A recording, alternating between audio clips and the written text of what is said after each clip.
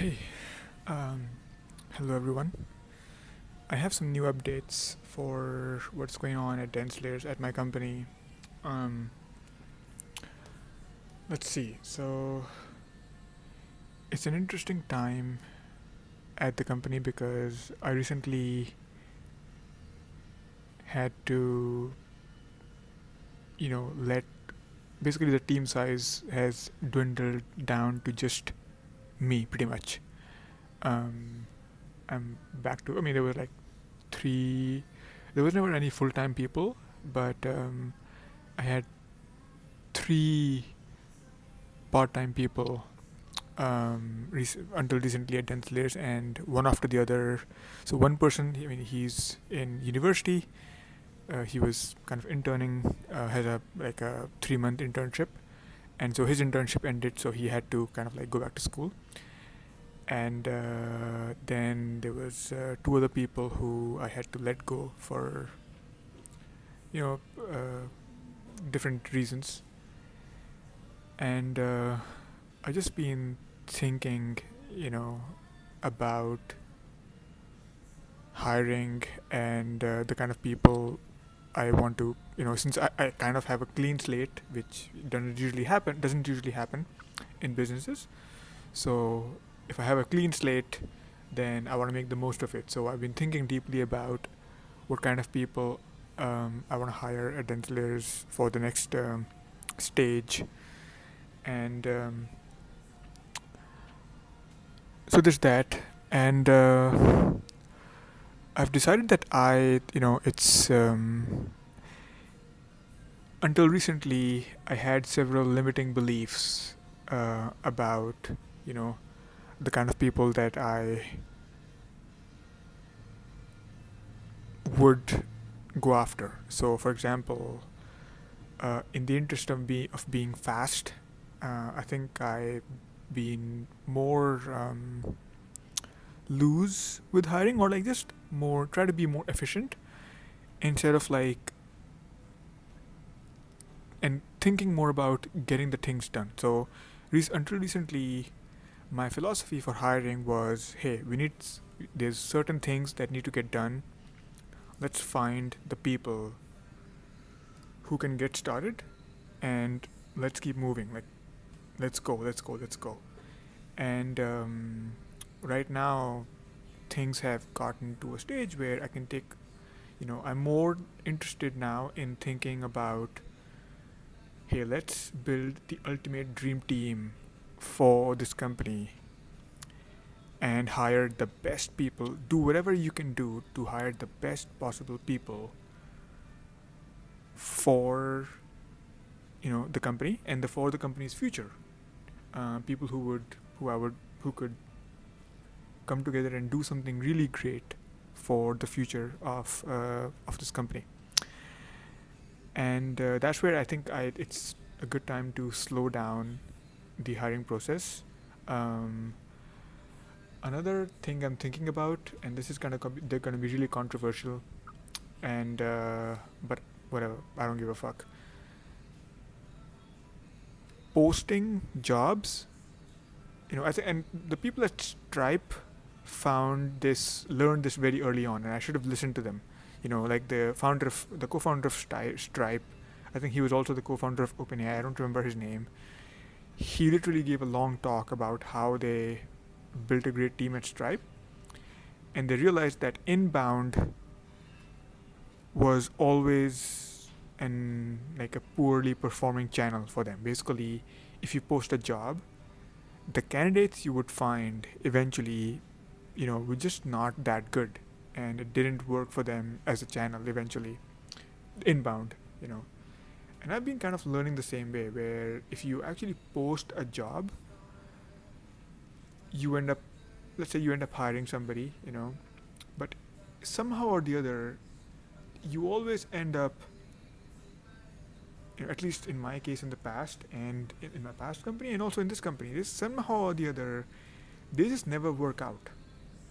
And the people who do work out are usually people who you actively sought out and build a relationship with, and you know basically courted. to join your team, right? And they know you, you kind of know them somehow. Like, it's, I think that having some weak links and having some kind of like relationship, I think it's just always been the right way to um, build a team. Now, granted, one smart thing that I did that I recognized that a relationship is important in building a long-term team. So the reason why these people were part-time and not full-time is because, Seth Godin also said this a long time back, where he doesn't work with people until he works with them, which means he does like a kind of project with people first to test out how they work together, feel it out, you know, and then if he's like amazed at the person, then he hires them to work with him full time. And I found that that works with me as well. I've only hired people part time to see if the relationship's going to work out, have them work just long enough at the company or enough hours on a weekly basis to get things moving, but not have like unproductive downtime that usually comes with having full-time people sometimes. So we could make progress without making a full commitment to each other, right? And that's worked because, like, even if I had to let go of people or people have left on their own accord, unfortunately I've had to let go of more people than they've left on their own to look for other opportunities. But it hasn't been, not a single personal change at the company has been devastating, you know, to the future or like set us back too far or whatever, right? It's always been like, yeah, it's a month or so, maybe a couple weeks or so of, some work stopping, but it's never been like, oh my god, this person's gone, like a full-time person gone, who's going to take care of it? And I've also interestingly, I've also realized that, let's say somebody is really important in a job and they leave, right? It's actually not a big deal to, I used to think that it would be something that would make me freak out, but I've never been in a situation so far, and I've built two companies so far, right? I've never been in a situation where if somebody leaves or is let go, then suddenly, there's panic or there's like a crisis at the company. It's just never been that way. Um, Wait, am I still recording? Let me see. My phone sometimes funky. Okay, we're still recording. Yeah, thankfully. And I kind of didn't realize it, but again, I was reading. I've been, like you probably saw earlier, I've been reading Peter Drucker, The Effective Executive by Peter Drucker, and he talks about the same thing, where he talks about great military commanders who would, if they realize that somebody is not working out or there's a problem, you have to let go of that person immediately, because the first problem is to make sure that the person doing a certain job is the right person for that job, is competent and everything, right? Now, if you let go of that person, how you replace that person is a different problem, is a secondary concern, right? The first problem takes precedence. You have to make sure that every person in every job is competent and the best, doing their best possible, and is the right person for that job. If you feel that somebody is in a role where they're not doing the best, they're not the right person, even if they're even if they are indispensable, so to speak, they're like, if they leave, like you think the project might stop or whatever, you still have to let them go, you still have to end that relationship, and finding a replacement is a different concern that you have to solve afterwards. And also, as the leader, if you appoint a person into a role,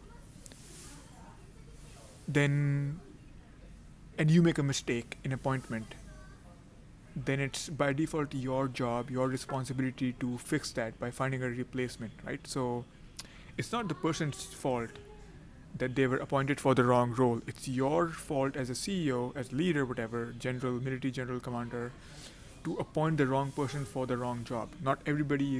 Nobody's incompetent across the board. I mean, very few people.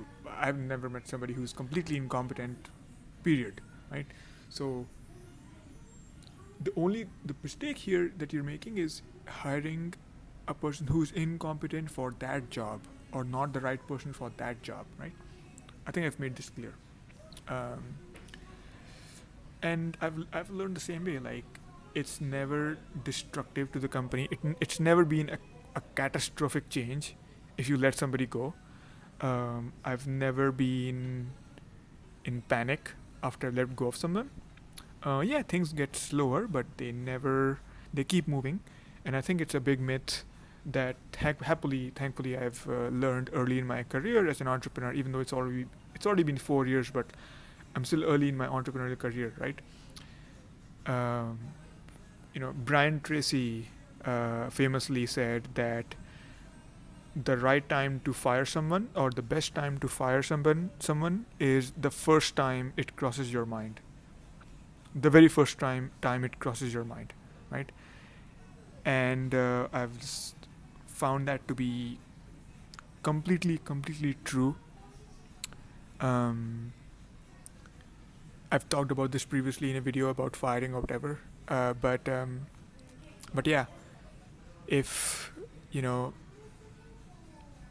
if the germ of an idea takes plant in your head that this person needs to be fired, or you wish this person wasn't there, the very next step for you as a leader should be, I'm letting go of this person now, today, or tomorrow, whatever. You should never draw this out, no matter how indispensable that person seems to be. Okay, I think I'm repeating myself a lot right now. But yeah, building a great team now. I think I can't talk about the details, of course. It's YouTube, but I think I'm now gonna focus on a predominantly outbound approach to identifying talent that's already doing some other cool shit elsewhere, and then approaching them and trying to convince them, you know, or to consider, you know, working at my company as an opportunity.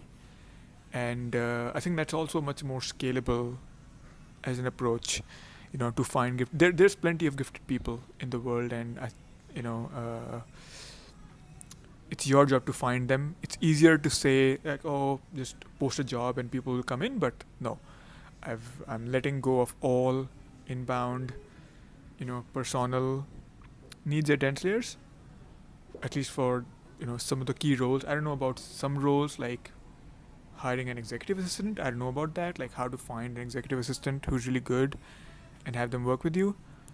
But I've using introductions and just sheer outbound, identifying people on LinkedIn or through other sources. There's a lot of tricks to how you find people, but yeah. So it's going to be exciting to do this outbound recruiting, which I've never done. I've done it from time to time, but I've never actually seriously done it before. And I think here's what I can commit, right? By next year, this time of next year, I think anybody looking at the team before and after just September 2024 will be astounded at the difference in the quality of the team in August 2024 and August 2025.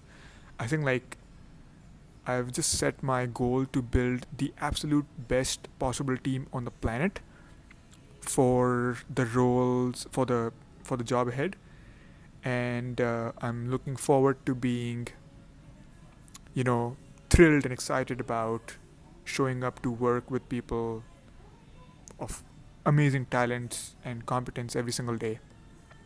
And I'm also thinking about having a mostly in-person or hybrid setup than a remote setup, which I think is also a part of the reason why I think I mentioned this in my previous video, but I've been rethinking the remote workspace a lot recently. Um, so yeah, exciting things in the works at Dense Layers. This is what I'm thinking about um, today. Uh, and yep, that's the video.